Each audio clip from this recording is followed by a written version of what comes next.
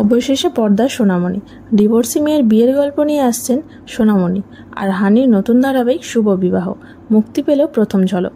Star জলসার পর্দায় আসছে একের পর এক ধারাবাহিক।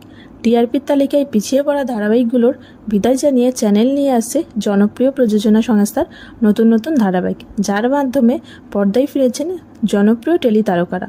ইতিমধ্যেই স্টার জলসার পর্দায় ফিরেছেন অভিনেতা শন ব্যানার্জি। মন ফাগুন শেষ হয়ে যাবার 2 বছর পর ম্যাজিক মোমেন্টের নতুন ধারাবাহিক রোশনাইয়ের হাত ধরে পর্দায় ফিরেছেন শন। সঙ্গে আছেন অভিনেত্রী অনুষ্কা গোস্বামী। রোশনাইয়ের মুক্তি পাওয়ার পরপরই পর্দায় দেখা মিলল স্টার জলসার জনপ্রিয় অভিনেতা প্রতীক সেনের। এক্কা দোক্কা ধারাবাহিকের পর প্রতীকের আসন্ন ধারাবাহিক নিয়ে বেশ উৎসাহী ছিলেন দর্শকরা।